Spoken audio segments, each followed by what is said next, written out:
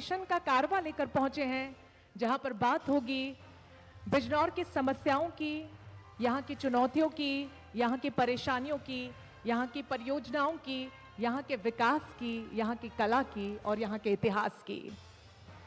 अधिवेशन की हम शुरुआत करें उससे पहले मैं आपको बता दूं कि मुरादाबाद शहर का एक हिस्सा कभी बिजनौर हुआ करता था, लेकिन आज मुरादाबाद से हटके बिजनौर ने अपनी एक अलग पहचान बना ली है। 15 अप्रैल 1997 को बिजनौर को एक जिले के रूप में घोषित किया गया था और तब से लेकर अब तक, प्राचीन काल से लेकर अब तक आपको बता दूं कि अपनी भौगोलिक और ऐतिहासिक महत्व के चलते बिजनौर का अपना एक विशेष स्थान है। और शायद आप में से और तमाम दर्शक जो इस वक्त हमें देख रहे हैं, बहुत कम लोगों को पता होगा कि ऋषि मुनियों ने प्राचीन काल में यहाँ पर घोर तप किया था और यही वजह है कि इसे देवभूमि या तपोभूमि के नाम से भी जाना जाता है। और उसी भूमि पे आज हम हैं और उसी के बारे में बातचीत करेंगे। अधिवेशन की हम शुरुआत करते हुए सबसे पहले मंच पर मैं इंडिया न्यूज उत्तर प्रदेश उत्तराखंड के संपादक अरविंद चतुर्वेदी जी को मंच पर बुलाना चाहूंगी। जोरदार तालियां हो जाए एक बार अरविंद सर के लिए। और अधिवेशन की शुरुआत में खास मेहमान हमारे बीच हैं, जिला अधिकारी बिजनौर के रमाकांत पांडे जी को मंच पर बुलाना चाहूंगी। जोरदार तालियां एक बार रमाकांत जी के लिए हो जाए। सर बहुत स्वागत है आपका। पुलिस अधीक्षक डॉक्टर धर्मवीर सिंह जी भी हमारे बीच मौजूद है, बहुत स्वागत है सर आपका। जोरदार तालियां एक बार धर्मवीर जी के लिए हो जाए। अब मैं अरविंद जी से दरख्वास्त करूंगी कि आप दोनों मेहमानों को मोमेंटो देकर सम्मानित करें, बुके देकर सम्मानित करें।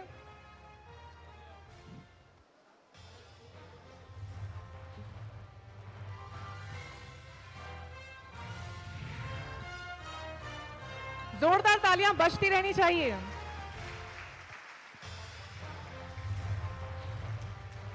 मंच पर मौजूद ये वो मेहमान है जिनके कंधों पर क्षेत्र की कानून व्यवस्था को बनाए रखने की बहुत बड़ी जिम्मेदारी होती है और उन तमाम जिम्मेदारियों के बीच आज हमारे अधिवेशन का हिस्सा बनने के लिए दोनों मेहमान पधारे हैं। बहुत शुक्रिया सर आपका। और किसी भी कार्यक्रम की शुरुआत भगवान की पूजा अर्चना से हो तो उससे अच्छा और क्या हो सकता है। दीप प्रज्वलन के साथ हम आज के कार्यक्रम की शुरुआत करेंगे और मैं रिक्वेस्ट करूंगी अरविंद जी से और हमारे दोनों मेहमानों से दीप प्रज्वलित कर अधिवेशन की शुरुआत करें।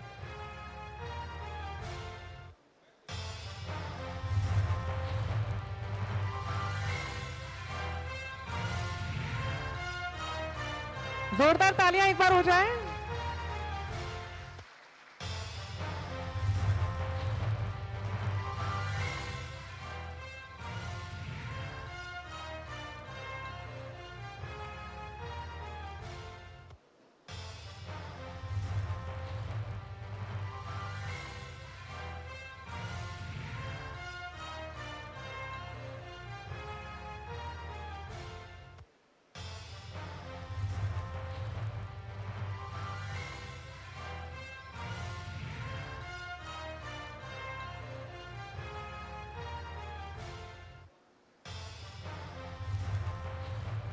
बहुत शुक्रिया आप दोनों मेहमानों का, अरविंद जी का। देखिए, बिजनौर प्राचीन काल से ही अपने इतिहास को लेकर, अपनी कला को लेकर, अपने साहित्य को लेकर देश के मानचित्र पर एक अमिट छाप छोड़े हुए है। अर्थव्यवस्था की बात करें तो वो कहा जाता है कि किसी भी क्षेत्र की रीढ़ की हड्डी अर्थव्यवस्था होती है, क्योंकि उस क्षेत्र का विकास अर्थव्यवस्था पर ही निर्भर करता है। 33% लोग यहाँ पर कृषि क्षेत्र पर आधारित हैं और किसानों का मुद्दा जो देश भर में गरमाया हुआ है वो भी किसी से छिपा नहीं है। तमाम चीजों पर बातचीत होगी, लेकिन उसके अलावा बिजनौर की और क्या कुछ खासियतें हैं एक बार इस रिपोर्ट के जरिए हम आपको दिखा दें, उसके बाद सत्र की शुरुआत करते हैं।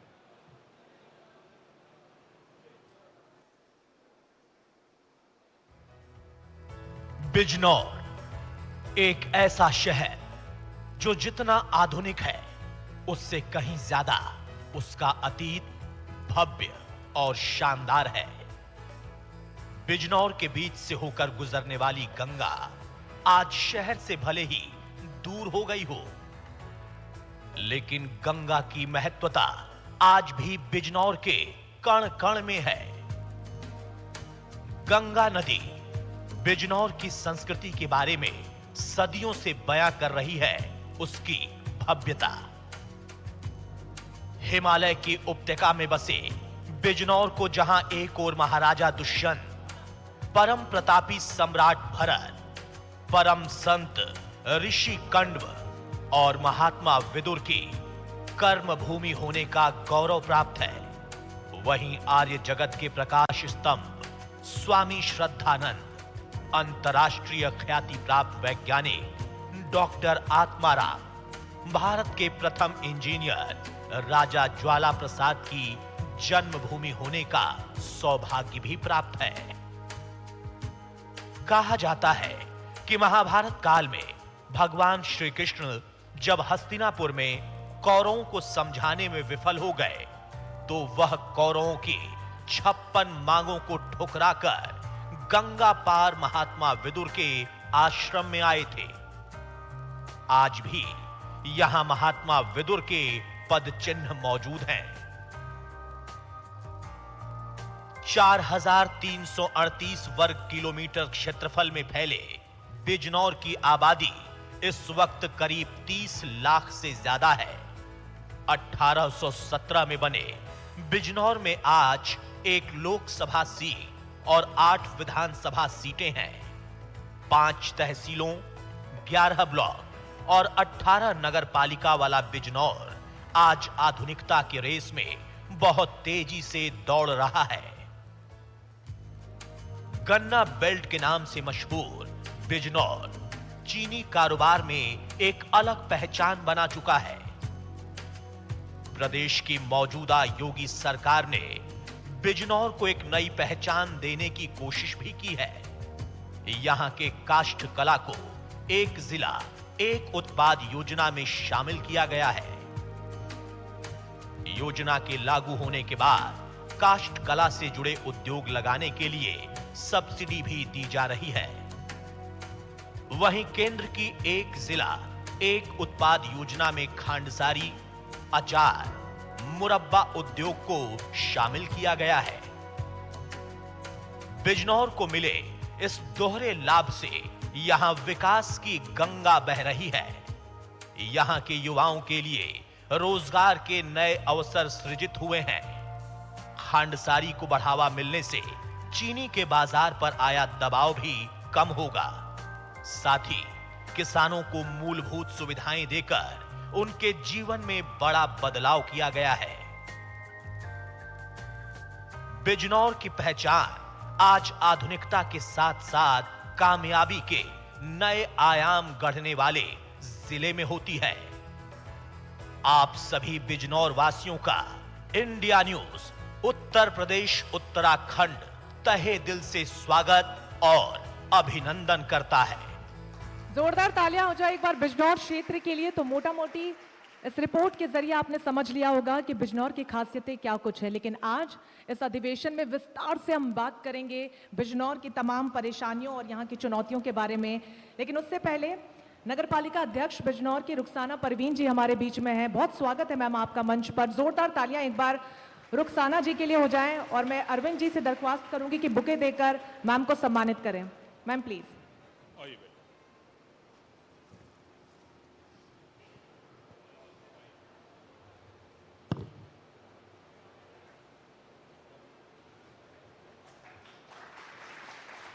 अब मैं रुखसाना जी से गुजारिश करूंगी कि वो अपना स्थान एक बार फिर से नीचे ग्रहण कर लें।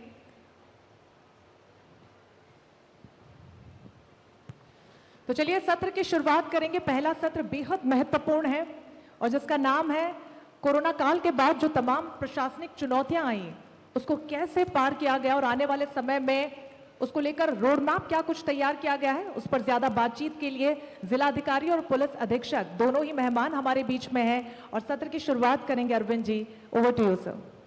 बहुत बहुत धन्यवाद रंजना। शानदार शहर। मैं समझता हूं कि कल जब मैं यहाँ उतरा मैंने साफ सफाई यहाँ पे देखी और बहुत सारी व्यवस्था बेहतर देखी, लेकिन कुछ सवाल मेरे मन में थे। खास तौर पे ट्रैफिक को लेके मेरे मन में सवाल था कि कितने सारे एक्सीडेंट यहाँ होते रहते हैं और मैंने इस बात की चर्चा भी डॉक्टर साहब से की। मेरे मन में सवाल था, लेकिन वो ट्रैफिक वाला सवाल हम लोग शुरू करें। एक बार सब लोग सारे लोग जोरदार ताली बजाइए, क्योंकि दो ऐसे अफसर आपके बीच में बैठे हुए हैं जो अपने कामों के लिए जाने जाते हैं और ये बहुत ज़रूरी है कि किसी ज़िले का विकास तभी हो सकता है जब वहाँ पे अच्छे अफसर हों।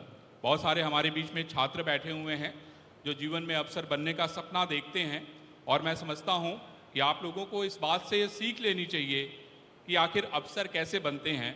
और अभी एक बड़ी योजना सरकार ने शुरू की है जिसमें वो बच्चे जो गरीब हैं, जो पढ़ना चाहते हैं, उनको कौन पढ़ाएगा? जिले के कप्तान और जिले के जिलाधिकारी। तो मैं समझता हूँ कि इस योजना की शुरुआत इस सरकार ने की है, तो अगर किसी का अफसर बनने का सपना है तो इसके जरिए पूरा किया जा सकता है।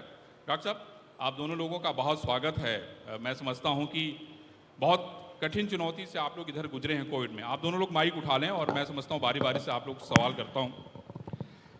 रमाकांत जी, मुझे ये बताइए कि कोविड की बड़ी चुनौती थी, क्या योजना आपने ऐसी बनाई बिजनौर के लिए जिससे कि बिजनौर बहुत चर्चा में नहीं रहा, सब आराम से शांतिपूर्वक गुजर गया?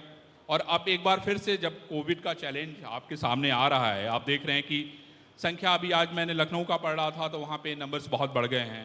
बिजनौर की क्या स्थिति है? क्योंकि आप देखिए कि लोग जो है वो कहीं ना कहीं थोड़े कैजुअल हो गए हैं। सोशल डिस्टेंसिंग का पालन करने की बात भी हम करें, मास्क लगाने की हम बात करें, या सैनिटाइजर से हाथ को सैनिटाइज करने की बात करें, वॉश करने की बात करें, धीरे धीरे कम होता जा रहा है। पूरा जो पिछला साल रहा है जी पूरे संसार में, देश में, प्रदेश में और इस ज़िले में भी कोरोना से प्रभावित रहा। जी। हम लोग जनपद बिजनौर में इसको बेहतर तरीके से प्रबंधन इसका कर पाए, इसका बहुत सारा श्रेय तो यहाँ की जनता को जाता है।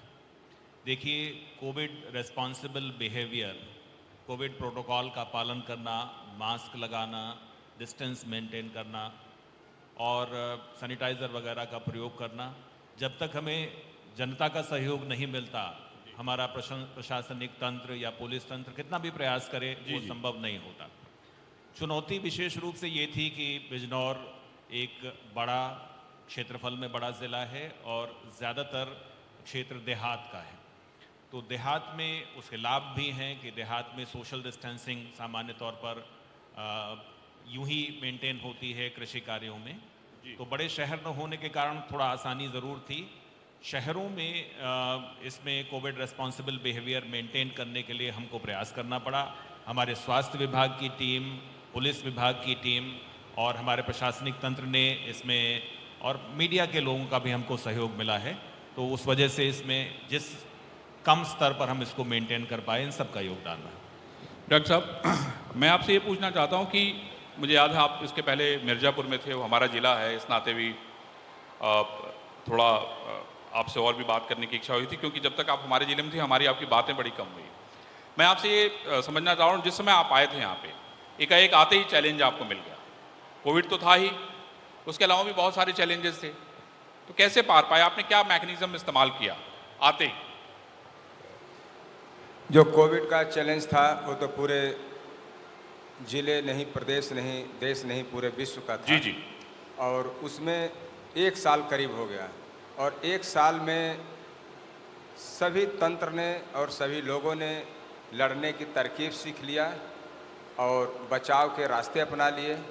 और जो सबसे बड़ी बात थी, जो डर और भय था, वो खत्म हो गया, और सिस्टम में, सरकार में, व्यवस्था में लोगों का विश्वास बढ़ गया। विश्वास इस सेंस में बढ़ गया कि जो कोविड-19 के इंजेक्शन या जो मेडिकल साइड से जो गाइडलाइन दी गई थी उसके पालन करने पर इसको हम दूर कर सकते हैं।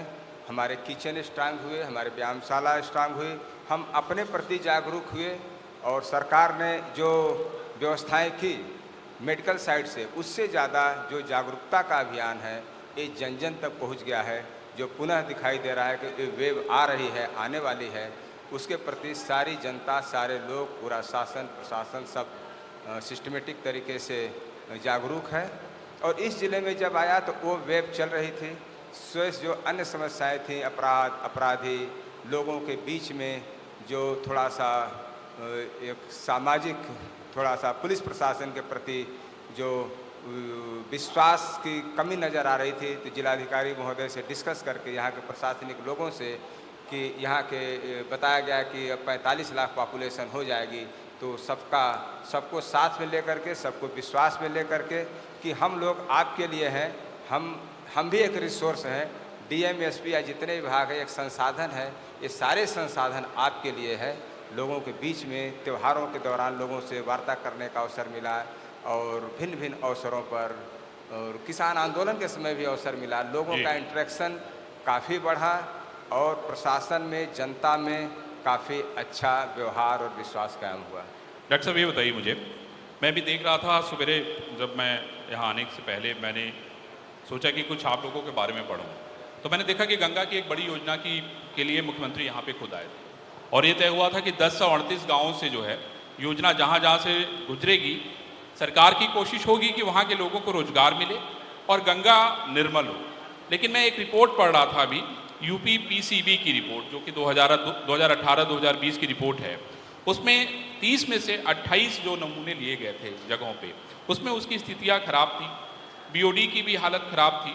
आप मुझे ये बताइए फिलहाल अभी आज की क्या स्थिति है? देखिए, बिजनौर गंगा और रामगंगा के बीच का क्षेत्र है जी। सारी खेती, सारा जनजीवन यहाँ गंगा और रामगंगा से प्रभावित है, विशेष रूप से गंगा जी से प्रभावित है जी। उत्तराखंड के बाद उत्तर प्रदेश में गंगा बिजनौर में ही सबसे पहले प्रवेश करती है जी। और हमारे ज़िले के 23 गांव गंगा के तट पर हैं। कोई बड़ा शहर गंगा के तट पर नहीं है, बिजनौर भी 10-12 किलोमीटर दूर है जी। हमारा प्रमुख दायित्व ये बनता है कि चूँकि पहला ज़िला है प्रदेश का जिसमें गंगा जी प्रवेश करती हैं और हरिद्वार से हमको स्वच्छ जल, स्वच्छ निर्मल गंगा मिलती हैं जी। तो उसके बाद हम आगे दूसरे ज़िले में अमरोहा में या मेरठ में जहाँ से ये यहाँ से गंगा जी जाती हैं, तो स्वच्छ निर्मल अविरल गंगा जल गंगा जी को हम यहाँ से दूसरे जनपद में जो प्रवेश करती हैं वहाँ पहुँचाएँ। हमारा जो जनपद है उसमें कोई बहुत बड़े उद्योग ऐसे नहीं हैं जो पॉल्यूटेंट यानी जिनसे पोल्यूशन बढ़ता हो। चीनी के उद्योग हैं जो गंगा जी से दूरी पर हैं और कुछ पेपर मिल्स हैं। हम लोगों ने ये इंश्योर किया है कि कोई भी उद्योग का, किसी भी उद्योग का पानी गंगा जी में न तो जाने पाए और यदि जाता है तो बिना ट्रीटमेंट के न जाने पाए। जनपद बिजनौर का जो सीवरेज का यानी सिविल वाटर है, सीवरेज तो मैं नहीं कहूँगा उसको, ये जो पानी शहर का है ये भी, इसके लिए एक हम लोगों ने सीवरेज ट्रीटमेंट प्लांट सरकार की तरफ से बनवाया गया है और जनपद बिजनौर ज़िला शहर बिजनौर का भी जो पानी है वो ट्रीटमेंट के बाद ही गंगा जी में जाता है। हमारे जितने नाले हैं हम किसी में बिना ट्रीटेड पानी गंगा में तो नहीं जाने नहीं, देते। मैं आपसे ये जानना चाहता हूँ कि ये जो सारी व्यवस्थाएं हुई हैं वो क्या इस सरकार में हुई है, आप लोगों ने की है या पहले से हो रही? देखिए, कुछ काम पहले भी हुआ जी। लेकिन परिणामजनक काम जो है, जिसमें जैसे ये सीवरेज ट्रीटमेंट प्लांट है, इसकी शुरुआत और 100% ब्लॉक करना नालों को कि किसी भी तरीके से गंगा में पानी न जाने पाए, जो गंगा मिशन चल रहा है निर्मल गंगा के लिए हम लोग काम करते रहते हैं, एनएमसीजी की तरफ से है, तो ये काम विगत 2-3 वर्षों में हुआ है, हम लोगों ने किया है। जी। डॉक्टर साहब, मैं आ रहा था तो मैंने एक रिपोर्ट पढ़ी खासतौर पे एक्सीडेंट को लेके। बिजनौर में एक्सीडेंट को लेके इसकी बड़ी चर्चा रही। आपने यहाँ आने के बाद ऐसे कौन से काम या ऐसी कौन सी योजनाएं बनाई जिससे इस पे नियंत्रण पाने में आपको सफलता मिली? दुर्घटना और दुर्घटना में मृत्यु वाकई एक ऐसी समस्या है जिस पर लोगों का और जो प्रभावित होते हैं यहाँ के लोगों का भी ध्यान कम जाता है। बताया कि यहाँ चीनी मिल 9 है, उसकी वजह से भी होता है, तो डिस्ट्रिक्ट मजिस्ट्रेट साहब से वार्ता करके चीनी मिलों के द्वारा और ट्रैफिक के विभाग से कि उनको जो रेडियम ट्रकों पर, गन्ने पर, गाड़ियों पर चिपकाया गया, प्राइवेट लोगों पर भी, लेकिन ये इतना महत्वपूर्ण कारगर नहीं हुआ। जब हम लोगों ने एनालिसिस किया तो ट्रकों से एक्सीडेंट होने की या मरने वालों की संख्या कम है, जबकि बाइक से बाइक टकरा गया, बस से टकरा गया जो कि ट्रेंड रोडवेज और जो स्कूल बस जो कि ट्रेंड होते हैं, तो इसमें लापरवाही बहुत बड़ा कारण है।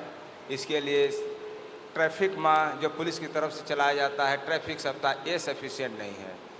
रोड सेफ्टी 1 महीने का शासन की तरफ से, माननीय मुख्यमंत्री जी की तरफ से 1 महीने कार्यक्रम चला। जी, जी। जागरूकता का कार्यक्रम शासन की तरफ से कई कार्यक्रम चलाए गए। जब तक जन जन में विश्वास नहीं होगा, जब एग्जाम देने के लिए लड़के निकलते हैं तो माँ दही और गुड़ खिला करके भेजती हैं, तो क्यों नहीं जब बाइक पकड़ता है लड़का तो उनके माँ या बच्चे अपने बाप को या जो भी बाइक निकलता है उनके परिवारीजन उसी भाव से उनको विदा किया करें। सड़क पर इतने लापरवाह तरीके से चलते हैं कि इस पर नियंत्रण आवश्यक है। ईश्वर की कृपा से यहाँ की सड़कें अच्छी हैं और जी। ये तो मैं नहीं कह सकता कि एक्सीडेंट के जिम्मेदार सड़कें हैं, हाँ, जी, जी। लेकिन शराब, हमारी लापरवाही और मोबाइल में ये सब लापरवाही के ही कारण हैं। तो इस पर जब तक हम ध्यान नहीं देंगे तो एक्सीडेंट पर रोकना मुश्किल होगा। क्यों नियम कानून से दंड का चाहे जो प्रोविज़न कर दें, उससे एक आक्रोश बढ़ता है, लेकिन नियंत्रण जब तक हम अपने अंदर से वो संस्कार नहीं लाएंगे, इसको संस्कार में कन्वर्ज करने की आवश्यकता है। भाई देखिए, एक बात तो आप लोग सभी लोग यहाँ प्रण करिए कि आपके परिवार में जो लोग भी निकले, मोटरसाइकिल से निकले, कार से निकले या जिस भी साधन से निकले, ये आप सब लोगों की जिम्मेदारी है। जो बच्चे यहाँ बैठे हैं और उन सभी लोगों की जिम्मेदारी है कि कम से कम अगर मोटरसाइकिल से जा रहे हैं तो हेलमेट लेके भेजें उनको, नहीं तो सवाल पूछो उनसे। और अगर बिना बेल्ट के जा रहे हैं तो निश्चित रूप से उनसे कहिए कि कार में बैठे, गाड़ी में बैठे तो बेल्ट लगाएं, क्योंकि ये उनकी ज़िंदगी का सवाल है। और ज़िंदगी आपको ईश्वर ने ऊपर से भेजा है इसलिए क्योंकि आप अच्छे काम करें समाज के लिए और अपने लोगों के लिए। ये बहुत ज़रूरी है क्योंकि बिजनौर में एक्सीडेंट का बहुत बड़ा आंकड़ा है। मैं समझता हूँ कि इसमें प्रशासन की जिम्मेदारी तो है ही, आप लोगों की भी जिम्मेदारी है। मैं समझता हूँ कि इस बार जब आप लोग यहाँ से जाएंगे तो सभी अपने जो लोग हैं उनको एक बार कम से कम कहेंगे। और मेरा मानना है कि बिना आपके सचेत हुए शायद हम उसको सुधार या आप लोग उसको सुधार नहीं कर सकते। सर, मैं एक और भी पांडे जी आपसे सवाल था। एक तो रेलवे को लेके कुछ लोगों से हमारी जो आई, तो मैं जनता से मैंने बात करना शुरू किया कि भाई यहाँ पे कौन कौन से ऐसे बड़े इश्यूज हैं जिस पे बात करनी चाहिए। उसमें लोगों ने हमसे कहा कि रेलवे की ऐसी कोई प्रोमिनेंट ट्रेन नहीं है जिससे कि कोई व्यक्ति दिल्ली या लखनऊ चला जाए, तो इसके लिए आप लोगों की तरफ से क्या अलग से कोशिश की गई? देखिए, पूर्वी भारत से या दक्षिण के इलाके से जो भी ट्रेन्स जाती हैं, उत्तर भारत को, पंजाब को, हरियाणा को, जम्मू को, चंडीगढ़, ये सारी ट्रेन्स जो हैं वो पास होती हैं हमारे धामपुर, नगीना, नजीबाबाद जी से। और ये 100 बरस से भी ज़्यादा समय से मेन लाइन रही। कुछ ऐसी स्थिति है कि बिजनौर शहर प्रॉपर जो है इस मेन लाइन से थोड़ा दूर हटकर, करीब 30 किलोमीटर दूर हटकर पड़ता है। लेकिन बिजनौर शहर से भी एक रेलवे लाइन पास होती है जो बिजनौर, चांदपुर, सियाओ और उधर अमरोहा होते हुए जाती है। जी। ये लाइन, इस पर मेजर ट्रेन्स नहीं हैं और इसका मूवमेंट उतना बिजी नहीं है जितना हमारी मुख्य लाइन का है जो धामपुर नगीना वाली लाइन। जी। बावजूद इसके दिल्ली से लेकर कोटद्वार तक ये जो हमारी नई एक गाड़ी अभी चली है और उससे पहले भी कोटद्वार एक्सप्रेस चलती रही है, ये ट्रेन्स रही हैं। आवश्यकता ज़रूर है कि इस लाइन को भी और ट्रेन से सुसज्जित किया जाए। ट्रैफिक दिल्ली से लेकर कोटद्वार तक उतना नहीं है, या दिल्ली के बिजनौर तक का चूँकि घूम करके आती है, ये गजरौला साइड से होकर के थोड़ा डिस्टेंस ज़्यादा हो जाता है और रोड डिस्टेंस। मैं सर आपसे ये समझना चाहता हूँ कि क्या आप लोगों की तरफ से कोई कोशिश की गई है, ऐसा कोई प्रपोजल भेजा गया है आपके जो यहाँ पे मिनिस्टर हैं, जो सांसद हैं, जो भी लोग हैं, क्या जनता की ये जो फरियाद है, जो मांग है, उस पर कोई कार्रवाई हुई है? जनता की तरफ से ये मांग है और ये मांग हम जनप्रतिनिधियों को पहुँचाते रहते हैं। हमने कहा भी है कि बिजनौर जो रेलवे स्टेशन है उसका सुदृढ़ीकरण, उसकी आवश्यकता है और इस इलाके में और इस रूट पर ट्रेन्स बढ़ाए जाने की आवश्यकता है ताकि इस क्षेत्र के लोगों को भी, जो मेन लाइन के लोगों को सुविधा उपलब्ध है, वो सुविधाएं उपलब्ध हो सके। हम लोग इसमें प्रयास कर रहे हैं, जनप्रतिनिधियों से बात कर रहे हैं। जनता के बीच से सवाल, रंजना, कोई सवाल पूछना चाहता है तो पूछे। बच्चों, आप लोगों के मन में कोई सवाल नहीं है? इतने सारे लोग बैठे हैं, किसी के मन में सवाल ही नहीं है? कोई तो हाथ उठा दो भाई। कोई नहीं, कोई सवाल नहीं है? माइक दीजिए भाई।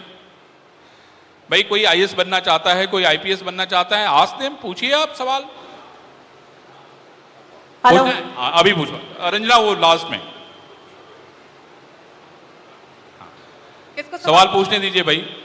हाँ आ जाओ पूछो। आगे आ जाओ, आगे आ जाओ, पूछो। Sir my name is Sahil Agarwal from Vivek college Bijnor. जी। सर मेरा सवाल यह है, बिजनौर में अगर नई फैक्ट्री लगाई जाए तो वो कैसे लगाई जाए? नई फैक्ट्री लगानी है आपको? Yes sir. बहुत बढ़िया सर। आपके यहाँ तो ODOP से लेके वन डिस्ट्रिक्ट वन क्या बोलते हैं MSME की बहुत सारी योजनाएं चल रही हैं, इनको बता दीजिए। आप मेरे ख्याल से इंजीनियरिंग के छात्र रहे हैं और अब फैक्ट्री लगाना चाहते हैं। नहीं, आप Yes, किसके sir. छात्र हैं? आप नहीं, इंजीनियरिंग के कौन सी पढ़ाई छात्र कर हैं? सर मैनेजमेंट के स्टूडेंट। मैनेजमेंट के छात्र रहे हैं और किस चीज की फैक्ट्री लगाना चाहते हैं? सर मैं टी पैकेजिंग की। पैकेजिंग की? टी पैकेजिंग की। टी पैकेजिंग की, चाय को। चाय के पैकेजिंग की फैक्ट्री लगाना चाहते हैं। देखिए, आप जानते हैं चाय का उत्पादन बिजनौर में नहीं होता, दूसरी जगह से ला करके पैकेजिंग का काम है। सरकार की तरफ से यदि आपको कोई इसमें पूंजीगत सहायता चाहते हैं, यानी कोई लोन चाहते हैं, तो हम आपको लोन की व्यवस्था करा सकते हैं। बहुत बढ़िया। कौशल बढ़ाना चाहते हैं, यानी ट्रेनिंग चाहते हैं कि इस व्यवसाय में क्या क्या जरूरत पड़ती है ज्ञान की, तो उसकी हम व्यवस्था करा सकते हैं। और लिंकेजेस चाहते हैं, यानी आप यहाँ इस चीज़ को कहाँ से मंगाएंगे, कैसे पैक करेंगे और कैसे बेचेंगे, तो इन चीज़ों के लिंकेजेस की भी व्यवस्था हम आपको, इसके कंसल्टेंसी की सेवा हम उपलब्ध करा सकते हैं। हमारे अधिकारी जो उद्योग से संबंधित हैं वो, और आवश्यकता अनुसार हम विशेषज्ञों से आपको इसमें सलाह दिला सकते हैं। ये बड़ी अच्छी बात है। बहुत बढ़िया कि नए भाई, एक बार entrepreneurs के जोरदार तौर पर ताली आप बजाइए करना चाहते हैं। DM साहब के लिए। बहुत ही थैंक बढ़िया। यू। एक और सवाल अरविंद जी यहाँ पर है, कोई और हमारे सवाल ले बीच रहा में है? से, अगर आप कोई भी एज अ स्टूडेंट, देखिए, संकोच करने की अगर आने वाले समय जरूरत में नहीं है, मन में जो सवाल है पूछिए। पूछ सकते हैं। पूछो। कोई बात नहीं है रंजना, कोई बात नहीं। ठीक, कोई इधर से? अच्छा हाँ, अच्छा, he wants to एकदम ask. प्लीज पूछो। आपका नाम बताया सब? Ma'am my name is Nandini Chauhan और मेरा आपसे क्वेश्चन है कि सर मैं माइक्रोबायोलॉजी की स्टूडेंट हूँ, तो सर हमें हमारे लिए रिसर्च बहुत ज़्यादा ज़रूरी होती है माइक्रोबायोलॉजिस्ट के लिए। तो सर हमें रिसर्च के इंस्टीट्यूट के लिए बाहर जाना पड़ता है, तो क्या आगे के लिए क्या प्लान है कि हम मतलब कि हमारे लिए कोई रिसर्च इंस्टीट्यूट की यहाँ पे की जाए? शिक्षा को लेकर एक बहुत बड़ा रिसर्च, सवाल है कि उच्च यहाँ के शिक्षा को लेके छात्र-छात्राओं इनका को- सवाल है। जी। सर रिसर्च को लेके तो बहुत सारी चीज योजनाएं आप लोग। ये जानकर, ये सुनकर बड़ा अच्छा लगता है कि बिजनौर जैसे रूरल यानी देहात के जनपद में माइक्रोबायोलॉजी के रिसर्च के संबंध में बच्चे बात करते हैं। बहुत बढ़िया भाई, बड़ी अच्छी बात है। ग्रेट। देखिए, बैठ जाओ आप। जो शुरुआती शिक्षा है, चाहे वो इंटरमीडिएट तक हो या उसके बाद ग्रेजुएशन की हो, इसके लिए तो पर्याप्त संख्या में संस्थाएं यहाँ उपलब्ध हैं। यहाँ डिग्री कॉलेज हैं, आप वहाँ से ये शिक्षण संस्थाएं हैं, उनसे शिक्षा प्राप्त कर सकते हैं।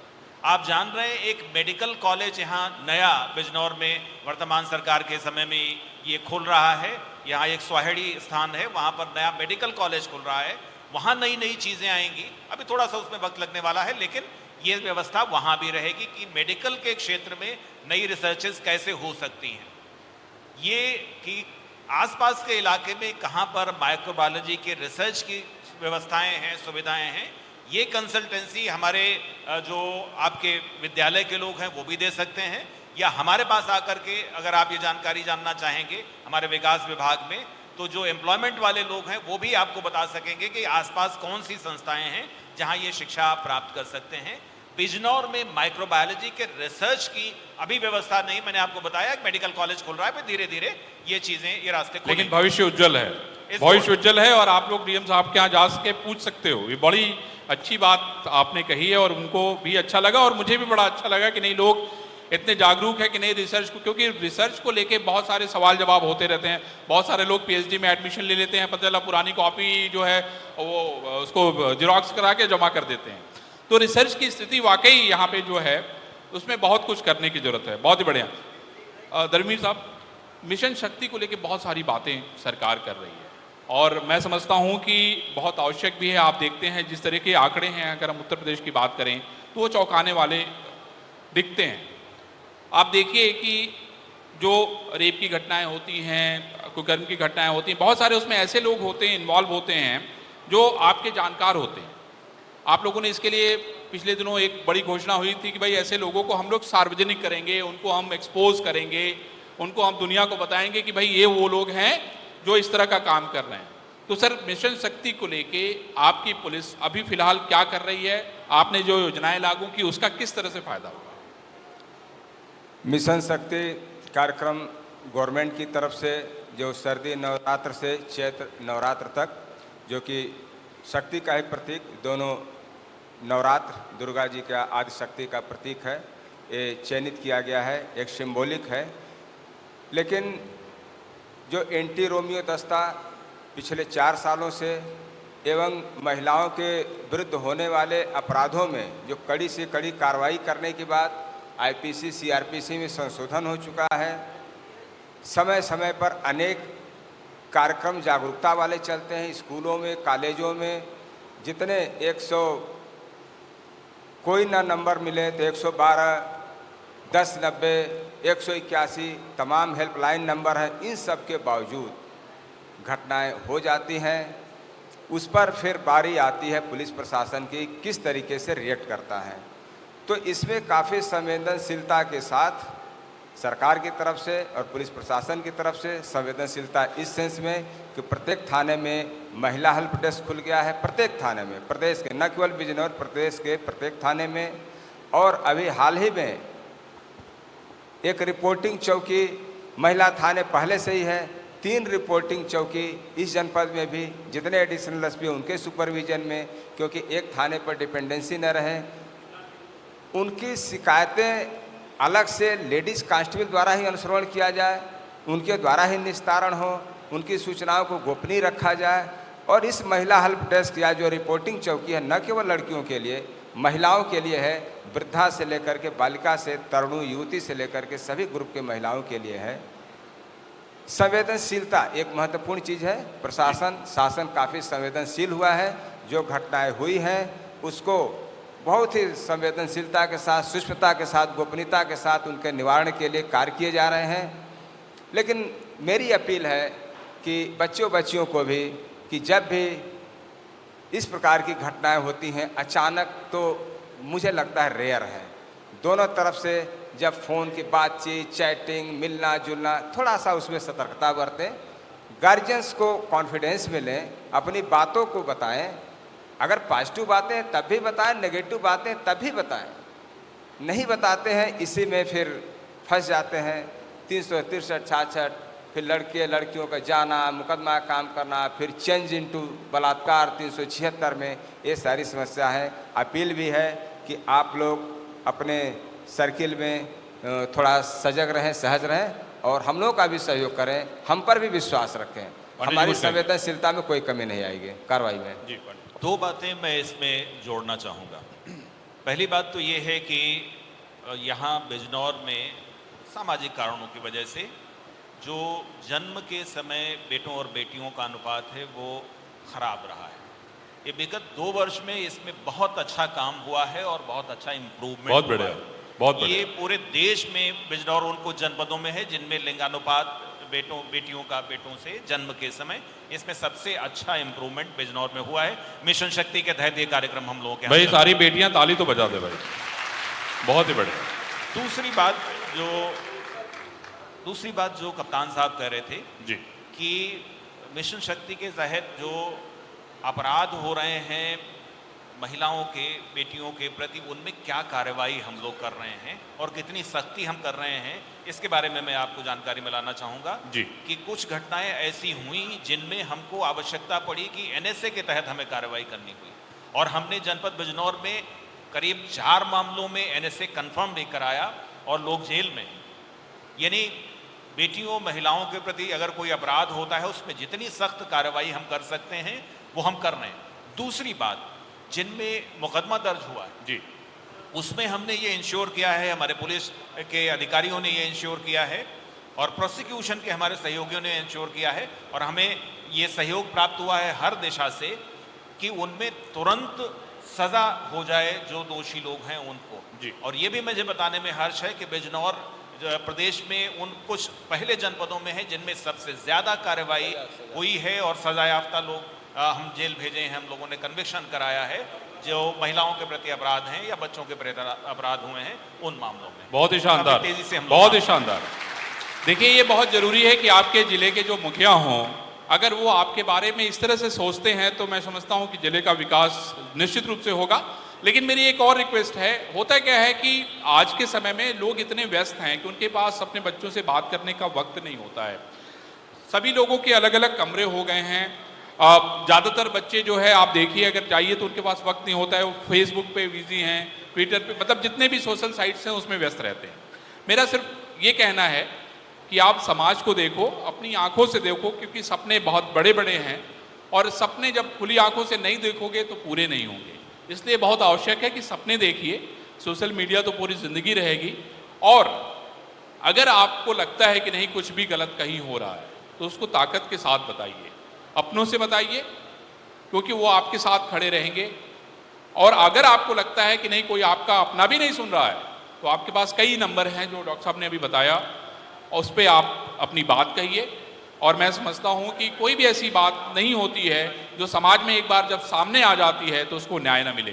इसलिए मेरी सभी लोगों से विनती है कि अपने परिवार के लोगों से ज़रूर बातचीत करें, उनको अपनी बात कहें और अपनी बात के जरिए अपनी समस्या बताएं। डॉक्टर साहब, दो और मेरे सवाल हैं पांडे जी। एक सवाल ये है कि एक पुल बन रहा है जो भग्गूवाला बालावाली के पास में 80% बन गया है, 20% बचा हुआ है, क्यों नहीं बन रहा है पुल? देखिए, बिजनौर क्षेत्र से हरिद्वार जाने के लिए रोड का जो रास्ता है वो सीधे नजीबाबाद से भागोवाला होते हैं हरिद्वार, लगभग 40-45 किलोमीटर पड़ता है। लेकिन जो पुरानी रेलवे लाइन चली आई है जो नजीबाबाद से लक्सर होते हुए हरिद्वार जाती है, उसका एक पुराना रेलवे पुल जो अभी भी चल रहा है। यानी अगर बिजनौर से या नजीबाबाद से कोई सहारनपुर या लक्सर साइड जाना चाहता है तो उसके लिए घूम कर जाना पड़ता है, या तो वो हरिद्वार होते हुए जाए या फिर मुजफ्फरनगर होते हुए जाए। दो काम इस बीच इस सरकार के दौरान हुए। पहला तो ये हुआ है कि हमारा एक डबलगढ़ स्थान पड़ता है जिससे शुक्रताल के बीच में, शुक्रताल मुजफ्फरनगर में एक जगह है, उसके बीच में एक पंटून ब्रिज हम लोगों ने निर्मित कराया है। ये इसी साल संचालित हुआ है। अब शुक्रताल से और बिजनौर के बीच में जाने का एक सीधा रास्ता भी हो गया है, करीब 25 किलोमीटर रास्ता कम हुआ है। जिस पुल की आप बात कर रहे हैं, बालावाली ब्रिज, वो रेलवे लाइन जो नजीबाबाद से लक्सर जाती है उसके बीच में गंगा पर जो रेलवे लाइन का पुल है उसके समानांतर एक रोड ब्रिज बनाया जा रहा है। उसमें सिर्फ एक स्पैन बाकी बचा है। अच्छा। ये 2016 से बनना शुरू हुआ था, लेकिन विगत 2-3 वर्षों में इसमें काफ़ी तेज़ी से काम हुआ है। गंगा पर पुल बनाना आप जानते हैं बड़ा काम है, और वो भी बड़े हाईवे के साइज़ का या बड़ी सड़क के साइज़ का पुल बनाना एक मेजर काम होता है। तो ये 80% जैसा आपने कहा बन चुका है, सिर्फ एक स्पैन बनना शेष है। अच्छा, थोड़ी सी मुश्किल उसमें ये है कि इस तरफ उत्तर प्रदेश का इलाका है और उस तरफ उत्तराखंड का क्षेत्र है, लक्सर का इलाका। तो अप्रोच रोड हमारी एक समस्या है जिसको कई बार उसमें लैंड एक्विजिशन का कब तक होने को उम्मीद है सर? ये 2021 में इसे हम कंप्लीट कर लेंगे, यानी 31 मार्च 2022 तक ये कमीशन करने की पूरी भाई बहुत बड़ी बात है ये। 2021 तक अगर कंप्लीट कर लेते हैं, नहीं फिर हम लोग दोबारा मिलेंगे, हमारे सवाल वही रहेंगे। इससे ये जो दूरी है लक्सर जाने वाले लोगों को, सहारनपुर जाने वालों की, ये करीब 50-60 किलोमीटर कम हो जाएगी, लोगों को काफी आराम हो। बहुत बढ़िया। डॉक्टर धर्मवीर, मुझे ये बताइए कि आप क्या बचपन से ही प्रशासनिक सेवा में आना चाहते थे? कैसे आपने ये विषय चुना? क्योंकि आप सोनभद्र जनपद से आते हैं और मैं समझता हूँ कि बहुत सारे चैलेंजेस हैं सोनभद्र के, तो कैसे आपके मन में आया कि नहीं मुझे अफसर बनना है, और क्या किया? सुनिए भाई, आप लोग के लिए मैंने सवाल पूछा है। नहीं, आने की बात तो नहीं थी कि प्रशासनिक सेवाओं में ही आएंगे जी। सच बात तो यह है कि जब हम लोग पढ़ते थे तब ये था कि जिसका करियर अच्छा होता है और पीएचडी कर लेता है उसको यूनिवर्सिटी में, कॉलेज में रीडर प्रोफेसर हो जाता है। तो उसी दिशा में हम लोग चले और पीएचडी में इनरोलमेंट तक सब ठीक ठाक था, लेकिन वहाँ पर कुछ ऐसा महसूस हुआ कि इससे ज़्यादा फिर दूसरी राह पर, तो फिर इस राह में आ गए। फिर पीएचडी भी हमने कंप्लीट किया। तो ऐसा आज का सोचा हुआ कल रहे। इतने दृढ़ संकल्पी न तब के लोग थे, 1000 साल पहले की बात नहीं कर रहा हूँ, और अभी भी जो हाल में है कि आज जो ठान लिया पर कल तक कायम नहीं रहते हैं, और सालों साल तो अलग है। तो जो आपका मन कहे, जिधर आपकी रुचि अभिरुचि हो उधर ही जाइए। आपको खींच लेता है वो एरिया, वो सब्जेक्ट, और उधर आप चले जाते हैं। अब वो बात पुरानी हो गई कि इन सेवाओं का महत्व अलग है, इनका कम है, सबका महत्व है, लेकिन उसमें आपकी उसमें आपकी विशेषज्ञता, आपकी दक्षता, फिर उत्कृष्टता के साथ होनी चाहिए।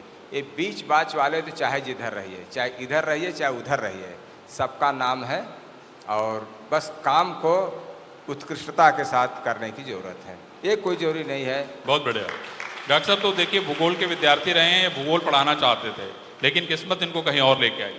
पांडे जी, आप बताइए, आपके मन में क्या, आप कैसे अफसर बन गए?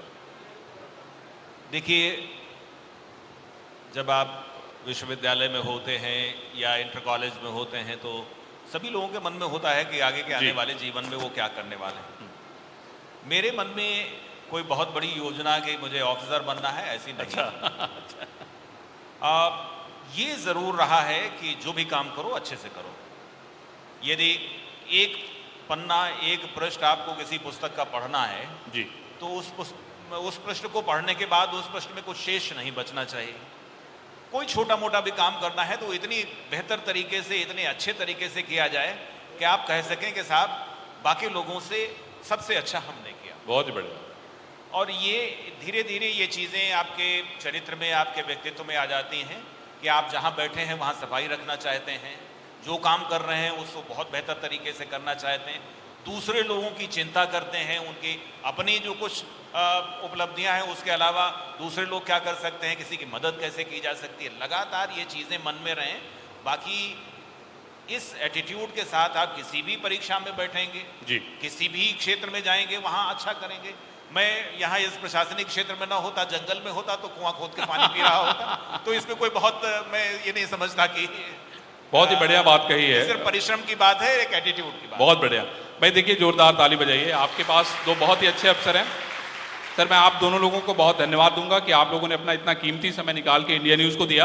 और मैं समझता हूं कि बहुत सारे यहाँ जो लोग छात्र हैं, आपने एक बात ध्यान दी, क्या कहा इन्होंने? कहा कि कोई भी काम करिए बहुत शिद्दत से करिए, मन से करिए, उसके चारों कोनों को देख लीजिए। कुछ भी ऐसा, जैसे एक पन्ना है तो हम इसमें कुछ भी ऐसा ना छोड़े कि जब दोबारा हमसे बात की जाए इस पन्ने के बारे में तो वो छूट जाए।